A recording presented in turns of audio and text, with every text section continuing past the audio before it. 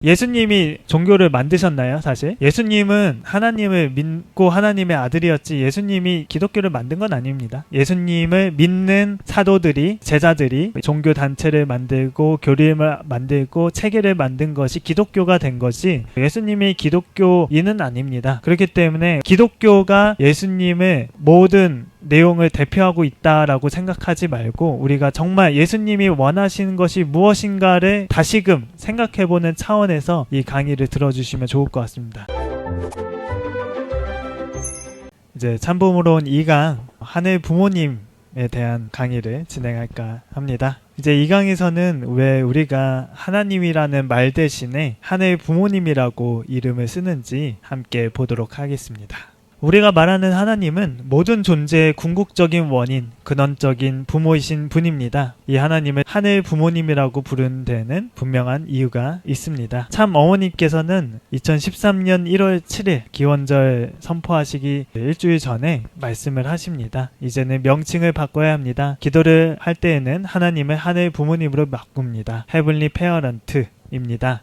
영어로 부드럽고 한국말로도 의미가 있는 하늘 부모님이십니다 라고 말씀을 하면서 이것은 단순히 언어를 바꾼 게 아니라 하나님이 어떤 분인지 정체성을 회복하는 큰 사건이 되었던 것입니다. 우리가 다들 알다시피 이 창조라고 하는 것은 철학적으로도 담기의 법칙이라고 해서 모든 것은 원인과 결과는 담게 돼 있다. 원리에서도 나오는 내용이죠. 광물 세계에서부터 인간에 이르기까지 음성과 양성에 이르는 내용들이 많습니다. 광물에서는 양이온과 음이온, 식물에서는 수술과 암술, 동물은 수컷과 암컷, 인간은 남자와 여자 이렇게 나눌 수 있게 되는데 남자와 여자, 남성과 여성을 가진 원인자라는 것을 보게 될 때 쌍쌍제도를 과거에는 하나님의 본성상, 본형상, 본양성, 본음성 이렇게 표현을 했지만 양성과 음성을 넘어 하나님을 이렇게 바라볼 수도 있습니다. 하나님의 성상과 형상을 그렇기 때문에 이러한 남자와 여자는 하나님의 남성과 여성의 이성성상을 각각 나누어져 닮아서 탄생했다라고 이야기를 합니다. 남자는 남성적인 양음을 지닌 성상과 형상을 지닌 실체 이렇게 통일 사상적으로 표현을 하고요. 여자는 여성적인 양음, 이 성상과 형상을 지닌 실체다라고 표현을 하게 되죠. 근데 여기서 조심해야 될 것은 우리가 하늘 아버지, 하늘 어머니라고 부르다 보니 하나님이 두 분이신가 착각할 수도 있어요. 그렇지 않습니다. 이 하늘 부모님의 남성성과 여성성은 하늘 부모님의 속성인 것이지 실체 본성이 아니기 때문에 그 말은 즉슨 하늘 부모님은 남성과 여성은 하나된 통일체로 계시기 때문에 우리가 Heavenly Parent, 보통 Parents 해서 S를 붙이지만 S를 빼고 단수적인 표현을 이렇게 드리는 것입니다. 신학적으로도 하나님이 두 분이다 라고 하게 되는 순간 굉장히 많은 오류에 빠지게 됩니다. 이 이원론에 빠지게 되면 절대성이라는 게 없어지고요. 하나님이 아버지 어머니 이렇게 따로 나눠져 있다면 남자 여자라는 것도 절대로 하나 될 수 없는 것이죠. 하나님도 한 분이 아니신데 그런 이제 오류에 빠지기 때문에 신학적으로 봤을 때도 하나님은 한 분이시다. 우리가 사람이 남자 여자가 하나 된 모습을 생각할 수는 없잖아요. 그래서 인격적인 표현을 써서 바라봤을 때는 사람이 남자 아니면 여자인 것처럼 하늘 부모님을 볼 때도 우리가 하늘 아버지라고 부를 수도 있는 거고 하늘 어머니라고도 부를 수 있는 내용이 있는 것입니다. 그러나 우리가 헷갈리지 않기 위해서 하늘 부모님이라고 부르는 것이 가장 합리적이고 하늘 부모님께서도 가장 원하시는 호칭이 아닐까 생각을 해봅니다. 참부모님께서 말씀하십니다. 본래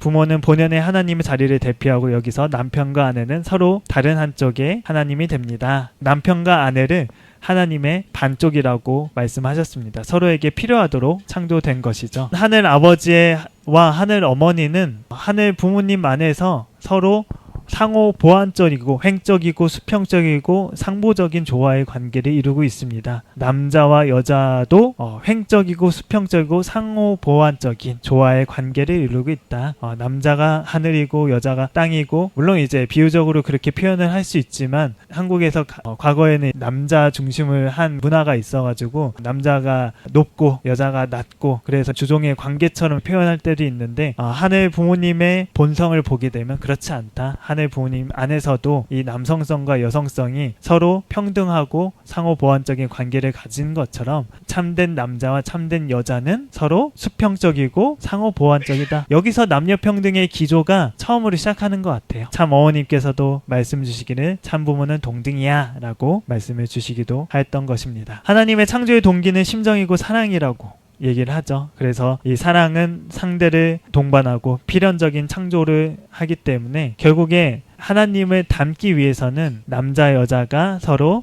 부부가 되어서 자녀를 낳고 부모가 되어야 하나님을 닮을 수 있다. 제가 이 말씀을 읽어보면 결혼을 왜 하느냐? 하나님의 모양을 닮기 위해서입니다. 하나님은 이성성상으로 보이지 않는 남자의 성품과 여자의 성품을 갖고 이성성상으로 계신 분으로서 각 일성이 합체화한 몸, 일체적인 존재이시고 하나된 존재이고 그 하나님의 분성적인 인격 자체들이 남녀이기 때문에 그들이 합성 일체화하여 씨와 같이 되어 하나님의 본성의 자리에 돌아가야 되는 것입니다 라고 이야기하는 것처럼 우리가 하나님을 닮기 위해서는 남자 혼자서도 안 되고 여자 혼자서도 안 되고 남자 여자가 하나 된 참 부부 그리고 자녀를 낳으면 참 부모의 자리에 나아가야 하늘 부모님과 닮을 수 있고 온전히 이해할 수 있다라고 이야기를 드리는 것입니다. 예수님 때는 하나님을 아버지로만 드러낼 수 있었습니다. 결과적으로 여성의 가치는 역사 속에서 크게 가려졌습니다. 수천 년 동안 여성은 신앙, 사회, 정치에서 많은 제한을 받았죠. 그러나 참부님 말씀처럼 이 선유 조건을 보게 되면 남성이 있다는 것은 여성을 두고 창조한 것이기 때문에 반대로 얘기하면 독생자가 있으면 독생녀가 있어야 된다라고 이야기를 드릴 수 있겠습니다. 독생녀가 나타내지 못했기 때문에 하나님의 여성성은 역사 속에서 가려져 있었던 것이죠. 그래서 이런 하나님을 온전히 드러내기 위해서는 반드시 독생녀가 필요했습니다. 독생녀가 등장해야 하늘 어머니를 직접 증거할 수 있기 때문입니다. 그래서 재림주와 독생녀가 하나 되어 천지인 참 부모로 나타나셨을 때 하늘 부모님의 형상이 비로소 이 땅에 완전히 실체화되게 되는 것입니다. 그것이 우리가 알고 있는 재림주 참 아버지 문선명 총재님 그리고 독생녀 참 어머니 한학자 총재님이 우리의 인류의 시조로서 참 부모가 되시는 거죠. 네, 천일국 시대는 하늘 부모님의 시대다 이렇게 표현을 하는데 하나님은 변하는 분은 아니십니다. 그러나 섭리의 결론 오메가의 시대에 하나님은 하늘 부모님이라는 정체성을 완전히 드러내고 계십니다. 천일국 시대는 하늘 부모님의 실체 시대다라고 이야기할 수 있겠습니다. 3강은 기독교 2000년 역사의 본질입니다. 이 하늘 부모님과 독생자와 독생녀가 하나 되어서 이 기독교에서는 삼위일체라고 부르는 내용을 우리 가정연합에서는 이렇게 해석을 하죠. 보통은 성부와 성자와 성령의 이름으로 이렇게 표현을 하지만 우리는 어머니께서도 말씀을 하셨지만 성부가 아니라 성부모, 성자, 성녀 이렇게 표현할 수 있겠네요. 그래서 독생자와 독생녀 그리고 하늘 부모님이 하나 된 그 자리에서 참부모 이상이 실현되어야 하늘 부모님의 뜻이 이루어질 수 있는 첫 번째 출발점이 되기 때문에 하늘 부모님께서는 천지인 참부모 자리를 완성시키기 위해서 섭리를 해 나옵니다. 우리가 알다시피 성경을 보게 되면 아담과 해와는 선악과를 따먹고 타락했다고 합니다. 사탄으로 표징된 뱀의 유혹으로 말미암아 사랑의 질서가 어지럽혀지고 말았던 것이죠. 선악과를 따먹으면 정령 죽으리라 라고 했지만 사실 따먹고 나서 900살을 더 살았다고 해요. 죽었다고 하는 성경적인 표현은 육신의 죽음을 얘기한 것이 아니라 영적인 죽음을 얘기한 겁니다. 하나님과의 관계가 끊어지게 된 것을 하나님께서는 죽느니라 라고 표현을 했던 것이죠. 타락인간은 영적으로 하나님과 관계를 제대로 맺을 수 없는 그런 자리에 있었기 때문에 하늘 부모님께서는 이것을 다시금 복귀하기 위해서는 당신이 나의 아들이다 나의 딸이라 할 수 있는 독생자 독생녀를 다시 보내시어 그 독생자 독생녀가 서로 참 부모 이상을 이룸으로 말미암아 이제 중생의 역사를 통해서 이 세상을 다시금 하늘 부모님의 세상으로 복귀 섭리를 할 수 있는 것이죠. 그렇기 때문에 하늘 혈통을 찾아 나온 복귀 섭리 역사라고 이야기를 할 수 있겠습니다. 이 복귀 섭리 역사가 얼마나 어려웠으면 4000년이나 걸렸을까라고 어머니께서 말씀하시기도 하는데요. 독생자와 독생녀라는 이 혈통을 보내기 위해서 하늘 부모님은 이 타락 인류 가운데 이스라엘을 선민으로 세우십니다. 선민 이스라엘은 하늘 부모님을 잘 모시고 따르면서 인류의 참부모가 될 수 있는 독생자와 독생녀를 탄생케 하기 위한 중심 민족으로서 사명을 완수하는 것이 이스라엘 선민의 사명이었습니다. 아브라함, 이삭, 야곱, 아브라함의 절대 믿음으로 이삭을 거쳐 야곱과 에서를 통해서 야곱에 대해 이르러서 혈통 복귀의 기대가 조성하는 중요한 섭리적 사건이 되었다고 이야기를 합니다. 그렇지만 당시에 가정적인 메시아를 위한 기대를 세우게 됐지만 사탄편은 국가 기대를 조성하고 있었기 때문에 사탄의 참소 없이 탄생할 수 있는 국가적 기반을 세우기 위해서는 메시아가 올 수 없었고 그 2000년 뒤에 예수님이 오시게 될 수 있었던 것입니다. 2000년의 탄감 복귀 섭리를 통해서 이제 하늘 부모님은 선민 이스라엘 마리아를 통해서 인간 시족 타락 이후에 최초로 하늘 부모님의 혈통을 이어받은 독생자 예수님을 탄생케 하셨던 것입니다. 요셉과 마리아의 마구간에서 예수님을 탄생하게 된 이런 사진을 보여주고 있는 내용입니다. 독생자 예수님은 무사히 성장해서 독생녀를 맞이하여 참 부모를 되는 뜻을 이루기 위해서는 성장할 때 보호받을 수 있는 울타리가 필요했습니다. 그것이 마리아와 요셉, 사가랴, 엘리사벳, 세례 요한 등이 이를 위한 중심 인물이었습니다. 그러나 사가랴와 세례 요한은 예수님을 하나님의 아들로 증거는 했지만 그 이후 따르지 않았습니다. 그리고 제사장이었던 사가랴는 예수님을 방관했고 세례 요한은 예수님과 무관한 자리에 서게 됨으로써 예수님과 유대 민족이 하나 될 수 있는 길은 열리지 못했던 것입니다. 육신의 엄마라고 할 수 있는 마리아는 예수님을 독생자로 모시고 따르면서 예수님이 독생녀를 만나 참부모가 되실 수 있도록 책임을 다 했어야 됐지만 이 사가랴 가정과 소원해지고 또 요셉과의 관계를 계속 지속하면서 6명의 자녀를 낳으면서 오히려 예수님은 사생화와 같은 입장에서 제대로 보호받지 못하는 자리에 있었기 때문에 그 책임을 다하지 못하였던 것입니다. 요셉도 마찬가지로 하늘 부모님의 뜻을 온전히 이해하지 못한 채 인간적인 시각으로 예수님을 바라보게 되었기 때문에 그 사명을 다하지 못하게 되었던 것이죠. 유대교 지도자들도 예수님을 불신하여 율법 파괴자, 신성 모독자 라고 몰아세우면서 반대하였기 때문에 따라야 할 사명을 망각하고 책임을 실패하고 말았던 것입니다. 만약에 예수님이 이스라엘 선민이 잘 모시고 따랐더라면 그 당시에 독생녀 탄생이 되었을 것입니다. 독생녀가 독생자를 만나 어린 양 혼인잔치를 하게 되었다면 지상에서 이미 세계의 복귀 섭리가 완성돼서 다른 역사가 흘러나게 되었을 것인데요. 그렇지만 그렇게 하지 못함으로 말미암아 예수님은 처음에 가족들을 버리고 출가하셨죠. 30세에 출가하셔서 33세까지 공생의 노정을 걸으십니다. 자신을 제대로 믿고 따르는 기반이 없으니까 그 기반을 직접 만들기 위해서 이 율법 지도자들, 유대교를 믿는 사람들을 다 찾아가서 전도를 하고 그것도 잘 안 되니까 그 하층민에 내려가서 세리라고 불리는 사람들까지도 만나면서 말씀을 전달하고 예수님이 기적을 보여주시고 했지만 그럼에도 불구하고 제대로 믿고 따르는 사람이 없었기 때문에 예수님은 새로운 영적 기반을 찾아서 공생의 노정을 출발하시면서 십자가의 길을 스스로 선택을 하시게 되죠. 예수님은 인류 구원을 위해서 당신의 육신을 십자가의 제물로 사탄에게 내주신 게 되었습니다. 기독교에서는 예수님이 십자가에 죽은 지 사흘 만에 부활하셨다라고 얘기를 하는데 영적으로 부활하셨다고 가정연합에서는 얘기합니다. 부활 40일 노정을 걸으시면서 영적인 참부모의 길을 걸으심으로써 예수님의 십자가의 길은 예수님이 당신의 육신을 완전히 희생의 제물로 삼으면서 사랑했다고 하는 상징적인 조건이 되게 되는 거죠. 그래서 지금의 시대에 기독교는 이 십자가를 볼 때마다 예수님의 희생적인 사랑을 기억하면서 예배를 드리고 예수님을 기다리는 하나의 표징적인 상징이 된 것입니다. 하지만 예수님이 십자가에 돌아가시기 위해서 오시지 않았다는 것을 우리는 말씀을 통해서 잘 알고 있죠. 십자가를 내리는 그런 운동도 우리 가정연합에서는 펼치기도 했었습니다. 요한계시록에 따르면 예수님은 다시 오마 하셨습니다. 다시 와서 뭘 하겠냐? 어린 양 혼인잔치를 하겠다. 어린 양에 대해서는 기독교에서 동의를 합니다. 예수님이다. 예수님이 혼인잔치를 한다는 뜻이다 라는 것을 이야기를 하지만 혼인이라는 말에 대해서 결혼식을 한다라고 했을 때 신부가 있어야 되지만 그 신부를 교회라고 상징을 하고는 합니다. 왜냐하면 이제 예수님의 말씀 속에 내가 신랑이요 너희들은 신부다라고 말씀하신 적도 있고, 그걸 통해서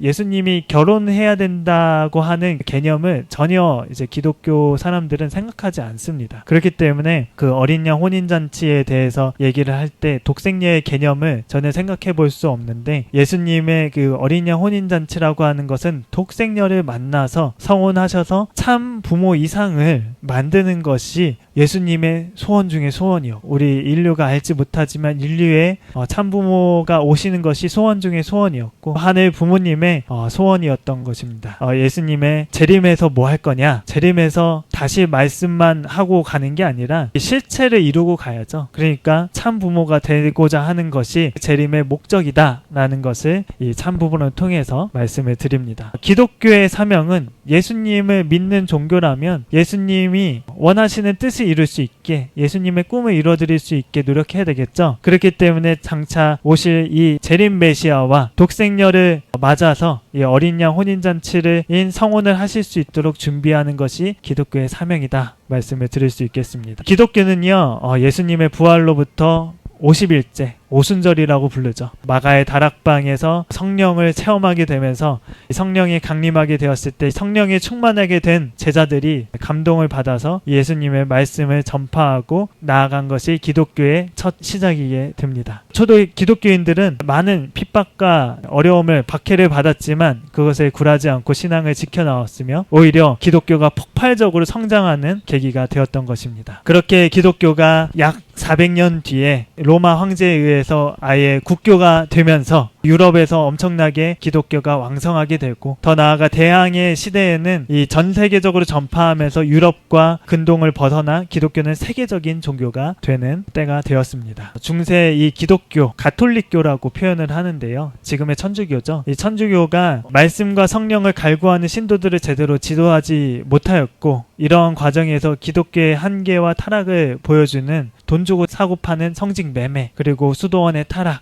면제부까지 판매하는 등 타락의 모습을 보여주면서 기독교의 기반을 통해서 독생녀를 보내야 되는데 그 기반이 없어지게 됐어요. 그렇기 때문에 하늘 부모님께서는 기독교가 다시 거듭나게 하셨어야 되는 것입니다. 그것이 종교개혁으로 나타나게 되었던 것이죠. 그래서 우리가 알고 있는 이 1517년 마르틴 루터가 이 종교개혁을 일으켜서 오직 믿음, 오직 은혜, 오직 성경, 왜 우리가 교황을 모시고 나가냐? 예수님은 그런 말씀하시지 않았다. 오직 성경, 그리고 오직 예수님을 믿고 오직 예수님의 성령의 은혜로 기존 교회, 이 천주교 가톨릭 교회를 저항하는 차원에서 프로테스탄트라고 영어로는 표현하거든요. 지금의 용어로는 개신교, 한국어로는 나타나게 되는 결과였죠. 그렇게 루터가 시작한 종교개혁이 장 칼벤, 존 칼빈 이렇게 부르기도 합니다. 이렇게 완성되어서 개신교 신학이 정립됨으로 말미암아 교회 개혁의 필요성이라는 논문을 제출하면서 청교도들에게 엄청난 영향을 많이 주었다고 합니다. 그런 종교개혁은 개인의 자유와 권리에 대한 각성과 민주주의 정치체제를 발전하는 크나큰 변화를 일으키게 되어서요. 청교도들이 나중에는 이제 신앙을 갈구하면서 생명을 걸고 종교를 찾아 떠나는 필그림 파더스 시작되게 되죠. 그것이 오늘날의 미국이 되었던 것입니다. 미국은 이런 기독교 정신과 민주주의를 대표하는 나라로서 하늘 부모님이 길러 나오신 국가입니다. 과거에 예수님이 십자가의 길을 걸어가신 것 같은 그런 역사가 반복되지 않게끔 참부모님을 위한 환경권을 만든 것이 미국이다. 그래서 당시 로마 제국과 같은 입장에서 미국을 세워주신 것이죠. 기독교의 사명에 대해서 정리를 해서 말씀을 드리고자 합니다. 예수님이 종교를 만드셨나요, 사실? 예수님은 하나님을 믿고 하나님의 아들이었지 예수님이 기독교를 만든 건 아닙니다. 예수님을 믿는 사도들이, 제자들이 예수님을 이렇게 믿어야 되겠다라고 하면서 종교 단체를 만들고 교리를 만들고 체계를 만든 것이 기독교가 된 것이 예수님이 기독교인은 아닙니다. 그렇기 때문에 우리는 잘 생각해 봐야 됩니다. 기독교가 예수님의 모든 내용을 대표하고 있다라고 생각하지 말고 우리가 정말 예수님이 원하시는 것이 무엇인가를 다시금 생각해보는 차원에서 이 강의를 들어주시면 좋을 것 같습니다. 그래서 기독교의 사명이라는 것은 예수님이 다시 오시는 재림 메시아와 독생녀 탄생의 기반을 조성하는 것이다 라고 말씀을 드릴 수 있겠습니다. 당시 이제 마리아와 사가랴 가정이 유대민족의 실패로 예수님의 십자가의 길을 걸어가실 수밖에 없었고 당시 독생녀는 탄생하실 수 없었기 때문에 기독교는 독생자 예수님의 사명을 대신할 재림 메시아의 탄생과 독생녀의 탄생을 위한 기반을 조성해야 된다. 그래서 기독교가 그 본질로부터 멀어졌을 때 하늘 부모님께서는 종교개혁을 단연케 하시고 개혁의 맥을 이은 한국 기독교 기반 위에 초림 독생녀가 탄생케 되었던 것입니다. 저도 장로교에 나온 기독교인 출신으로서 통일교의 이 교리를 처음 들었을 때는 조금 어려웠어요. 특별히 이제 어려웠던 것 중에 하나가 예수님이 사명을 다 못하셔서 참 아버님께 그 사명이 갔고 이 참 아버님을 믿는 것이 우리의 신앙이다라고 하는 부분이 예수님을 버리고 참 아버님 문선명 총재님을 따라가야 되는 것만 같아서 마음에 좀 어려움이 있었습니다. 그런데 2015년 참 어머니께서 독생녀를 선포하시고 나서는 그 내용이 굉장히 쉽게 받아들일 수 있게 되는 모습들을 많이 봤어요. 특히나 참보론 강의를 기독교인들한테 많이 해봤는데 특히 천주교 사람한테 강의했던 내용 중에 기억나는 것 중에 하나가 그분도 재림주 참 아버님을 인정은 조금 어려워했지만 독생자, 독생녀라는 개념은 너무나도 쉽게 받아들였고요. 그 젊은 청년이었는데 특히나 독생녀 참 어머님. 사실 독생녀라는 개념은 기독교에 없어요. 기독교는 굉장히 남성주의적인 게 많이 있습니다. 천주교에서도 신부님은 절대로 여성은 할 수가 없어요. 남성 신부님을 통해서 예수님을 통해서 가야지 천국 갈 수 있는 길이 열립니다. 그러나 어머님의 독생녀의 선포로 인해서 기독교인들이 쉽게 받아들일 수 있는 지금 때가 오지 않았나 싶습니다. 그렇기 때문에 저도 그 말씀을 통해서 쉽게 젊은 청년들도 남녀 평등에 대해서 당연하게 생각하고 하늘 부모님의 속성, 하늘 아버지뿐만이 아니라 하늘 어머니도 계신다. 그것처럼 하늘 아버지의 남성성이 이제 실체로 나온 것이 독생자이고 하늘 부모님의 여성성이 실체로 나온 것이 독생녀다. 그 말씀을 제가 교인들한테 얘기를 했을 때 제일 먼저 감동받으시는 분들이 여성 집사님들이었어요. 정말 이 말이 맞다. 본인들도 사실은 교회 속에서 알게 모르게 이제 남녀의 남자 중심적인 그런 부분들의 교리를 배우기 때문에 그거에 대한 좀 어려움이 있었을 텐데 하늘 어머니도 계시고 독생녀가 탄생하셨다라는 부분을 굉장히 쉽게 받아들일 수 있었던 내용들을 보면서 어머님께서 이 시대에 독생녀가 태어났다는 것을 모든 교회에 알려라 라고 얘기를 하고 계십니다. 실천해보니까 물론 보수적인 사람도 계세요. 남자의 갈비뼈로 여자가 태어난 거 아니냐 막 이렇게 얘기하면서 종속적인 존재라는 표현을 쓰면서 말씀을 하시는데 그런 사람들은 아직 마음의 준비가 안 된 거고 우리는 귀가 열려 있고 눈이 떠 있고 하나의 부모님의 새로운 진리를 받으려고 하는 준비된 사람들, 준비된 기독교인들이 저는 많다고 믿습니다. 그렇기 때문에 우리가 실천하고 우리가 증거해야 됩니다. 우리가 지금 이 시대에 어머님께서 이렇게 구치소에 가시고 내가 어떻게 해야 되나 나도 이렇게 통일교인 거 안 말해야지. 아니에요, 여러분.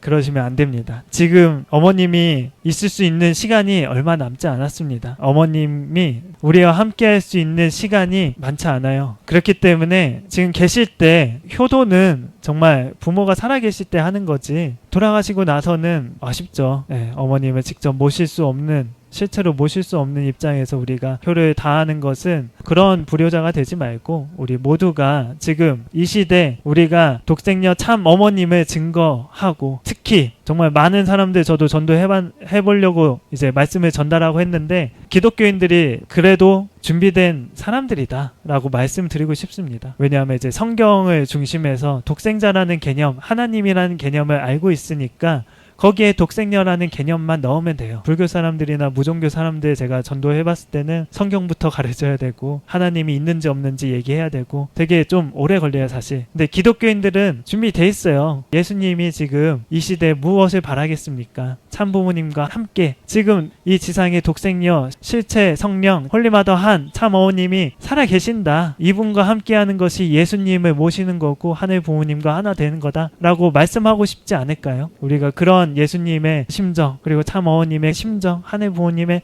그런 심정을 알아가지고 기독교 2000년 역사의 본질이 재림 메시아와 독생녀를 기다리는 거였고 지금 독생녀가 이 땅에 있다 라는 것을 외쳐야 됩니다. 우리가 외치지 않으면 돌들이 외칩니다. 그렇기 때문에 우리가 더욱더 다시금 생각하면서 참 어머님을 이 시대에 어떻게 증거하고 나를 통해서 어떻게 밝혀낼 것인가 그리고 우리가 침묵해서는 안 됩니다. 그것을 많은 사람들에게 주변 사람들에게 이야기할 수 있는 여러분이 그리고 제가 또 되기를 바라면서 그런 결의를 담으면서 오늘 참부모님 강의 3강을 마치도록 하겠습니다. 사랑하는 하늘부모님, 사랑하는 천진 참부모님 감사합니다. 사랑합니다. 하늘부모님 지금 이 시대에 얼마나 독생녀 참어머님이 이 땅 위에 계시다고 하늘 부모님께서 소리치고 싶으십니까? 당신께서는 채가 없으시기 때문에 자녀인 우리들로 말미암아 채가 있는 우리들이 당신의 입술이 되고 당신의 발이 되고 당신의 손이 되어서 어머님을 외치고 어머님을 위해서 나아가야 되는 자녀가 되어야 되는 줄 알고 있습니다. 하늘 부모님의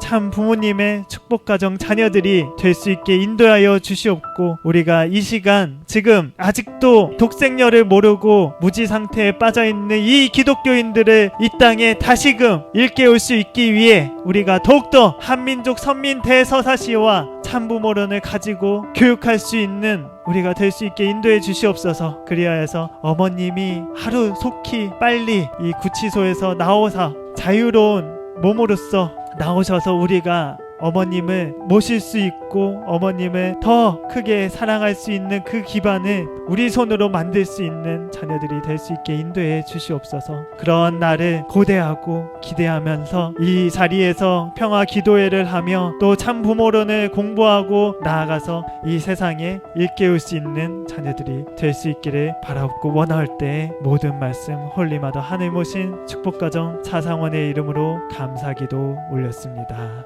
아주